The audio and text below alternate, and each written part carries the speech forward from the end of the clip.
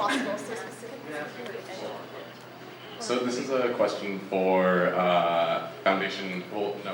concentration ministers. So how do you foresee a survey from students' interests academically going from that place to where we have actual classes for them, especially for academic areas where we don't have faculty at the time in those specific areas?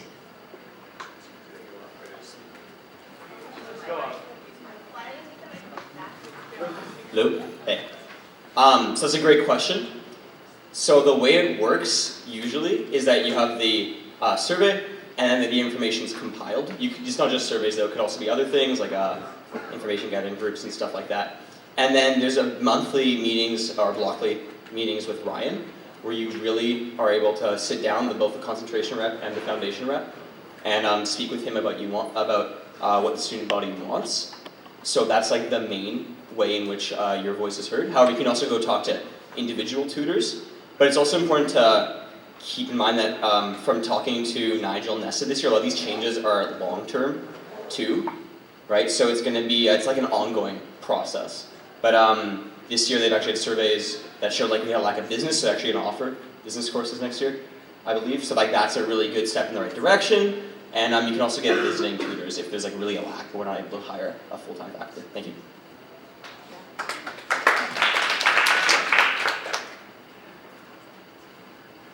All right, so there's not much I can add to that because that's what I would say, but just talking to the heads of the disciplines already as well as Ryan and those blockly meetings, and just as with the compiled answers you get from the surveys, we can discuss looking either for like a permanent tutor for those areas that we need a block for, or look for visiting tutors who can at least offer one course a year or something like that. And I know from speaking to a lot of students, especially in the past few question blocks, people really want something on education, on pedagogy and stuff, so just gauging that interest and putting that forward.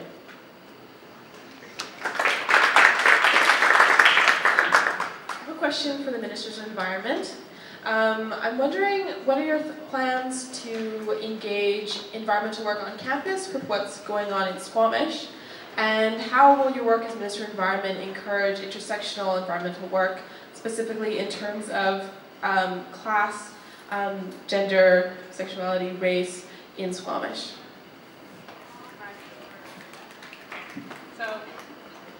Hi. So for those of you that don't know, my question related to the second part of that question, sorry, I'll go second part, first part. My question is, where do we stand? And it's an examination of environmental issues in the context of colonialism. So this is something that I'm really super passionate about.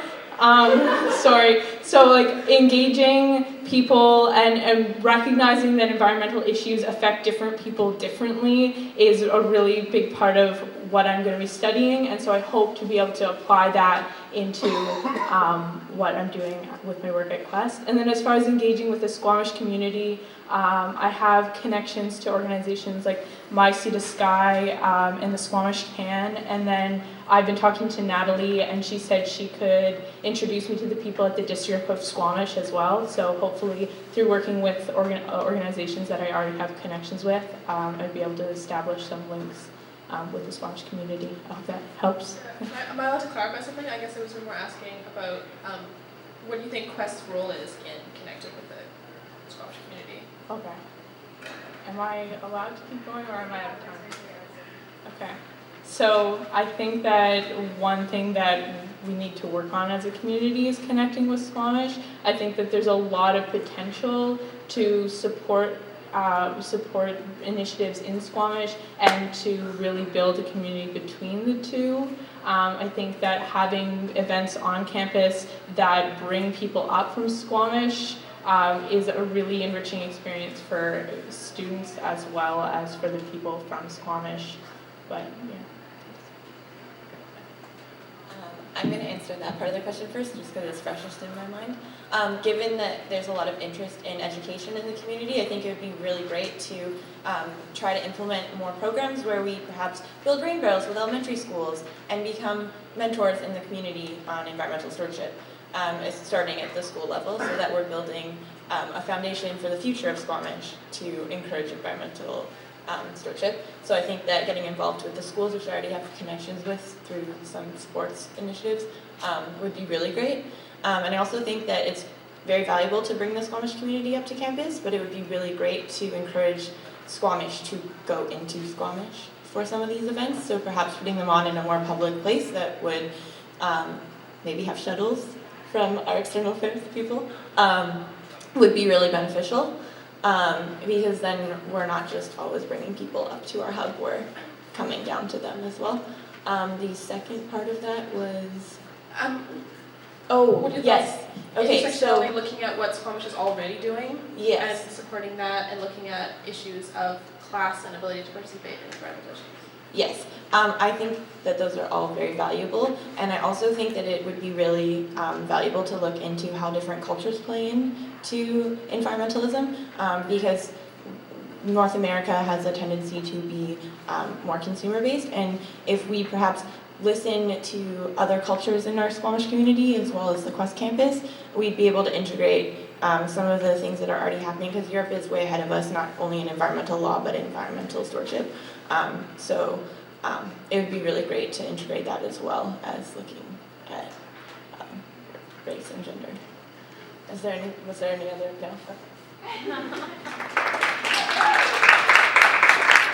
This question is for the Ministers of Arts and Culture. Arts are great, culture are great, I agree. I wonder, what's one thing that you think is not working in the arts and culture sphere on campus, and what would you do to improve that or fix it? Yeah.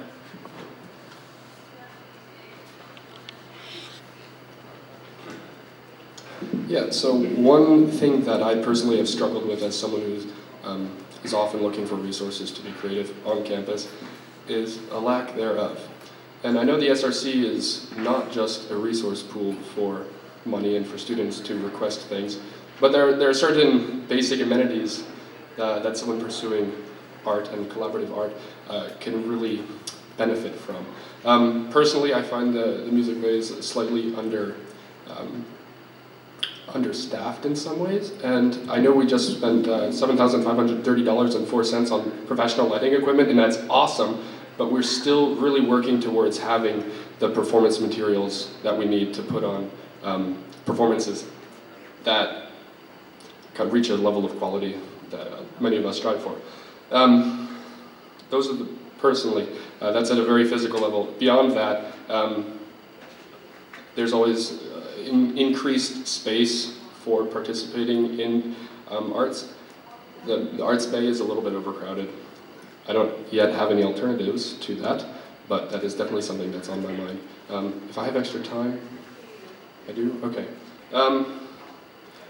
And puppets, and this might seem really strange, but I'm actually super passionate about puppets because, and this sounds like I'm joking, but I'm not. Puppetry engages a huge range of creativity and artistry, and is one of a few platforms that can actually bring lots of people together in collaboration, writers, performers, craftsmen, visual artists, musicians, etc., to create stories. This is one of the most engaging forms of art that I've experienced, and I have not experienced it at Quest. So if you vote for me for Minister of Arts and Culture, you can expect to see some puppets, as well as much more. Thank you.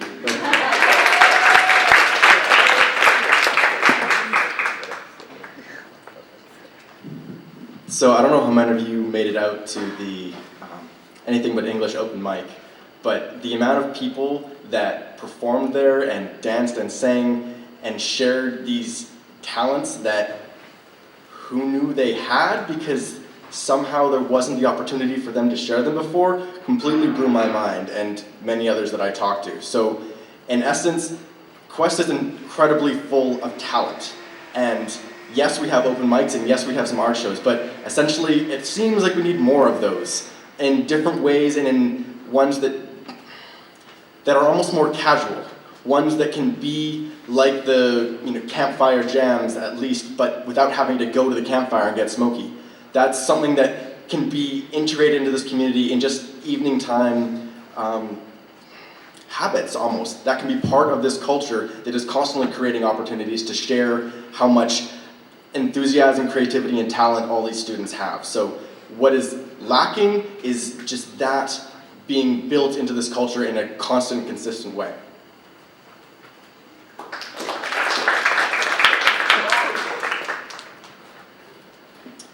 I believe it is a breakdown in the ambiguous community. So I'm going to look at that at 3 different scales using the ambiguous community as the one problem. First being between first years and existing students and the processes in which not just funding is obscure, not just the way that funding is received for specific and small one-time events, but also how one would go about looking more long-term at bigger projects, and instead of being just shut down possibly about the large scale of getting a pottery studio or a glass blowing facility. I'm not saying that these are things that I'm going to be able to do in the first year, but I just mean that there needs to be an understanding of how big projects like this are taken on.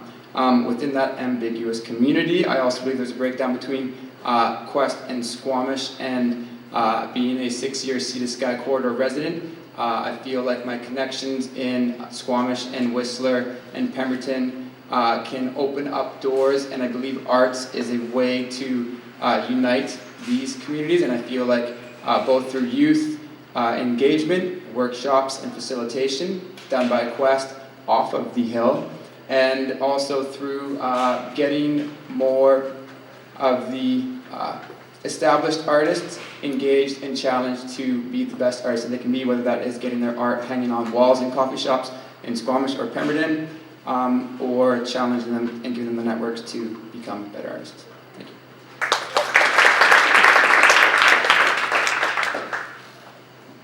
Hi folks, I wanted to ask a question to the Ministers of Foundation and Concentration.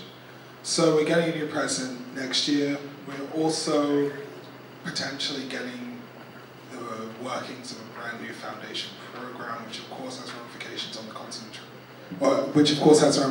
the concentration program. 2 things. Number 1, how do you intend on actually getting student voices heard in a meaningful, concrete, sustainable way? And number 2, how do you suggest that you might facilitate some kind of agency for the SRC to maintain such a kind of dialogue, etc., etc.?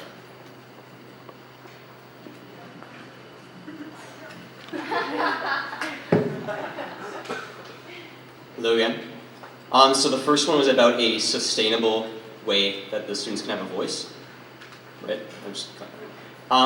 So right now, as I mentioned, we already have the blockly meetings with Ryan, who's the chief academic officer, so he has a lot of say in these kind of things. So that's one way in which is a thing that's already in place. But you also mentioned a transition to a new president, which I think will be really important for building a relationship between the student body and that president, which I think the SRC as a whole will have to do.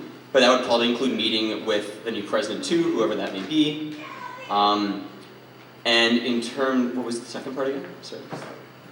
Having more agency instead of just a meeting that means nothing in Sure. the grand scope of things. So this year, actually, there are a few different things that were run that I think I'd like to continue in future years. So there was a kind of workshop focus group kind of thing early on where students could come and give their feedback to both of the representatives about the courses that happened early in the year. And then there was also a faculty in residence talk put on by Ryan, who's again the chief academic officer, about the history of the foundation program, what they expect to do when the big change comes over. So I think things like that, like adding more transparency, can make the student body more informed and therefore more able to have a valid voice.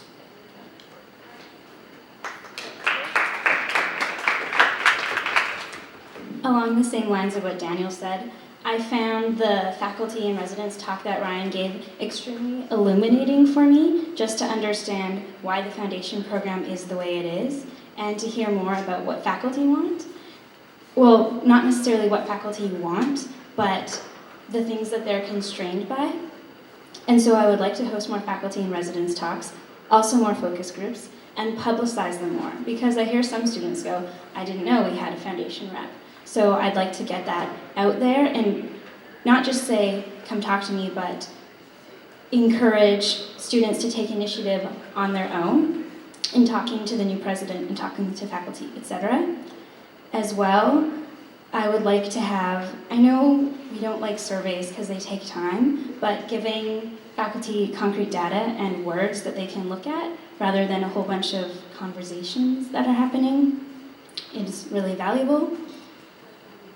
The issue is that foundation concentration reps, as well as the SRC at large, doesn't have administrative power necessarily. So you're asking how we can have greater agency.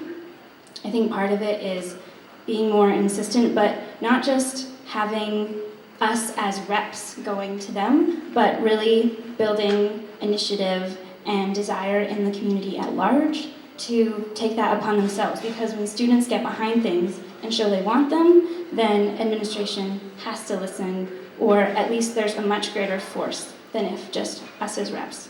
So I'd like to build that initiative within the student body.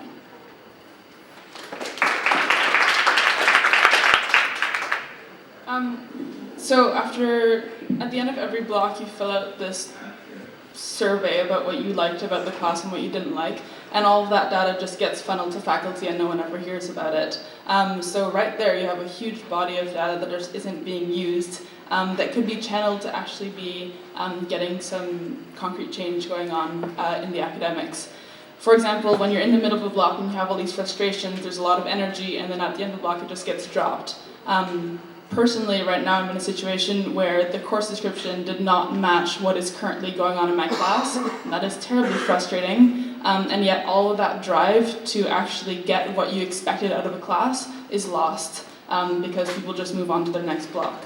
So if we could gather that, and I know it's a logistical nightmare to try to gather the opinions of 600 students,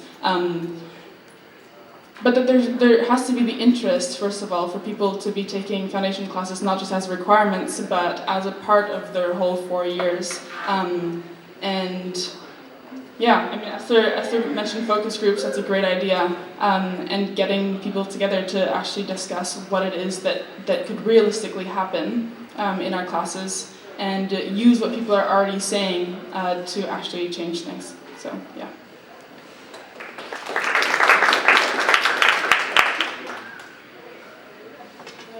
So, as this position is a representative, I think it's really important that while students can come to those representatives, I think it's also important to encourage them to come forward and make their own voice heard, not just through us. And while it is hard for this representative to gather information if people don't come forward, just having an ear to the ground and kind of suss out what people are thinking and kind of saying in their own private groups, and maybe putting what you gather forward to the student body so you can gauge that interest and opinions that you've picked up and before you put it forward to Ryan. And I think that with the new president coming in, I think meeting all with Ryan and the president at the same time maybe and talking through a few of those blocking meetings together will help that integration. But the SRC as a whole will be a major part in that. Was there another part of your question that I missed? There's been a lot of people. All right.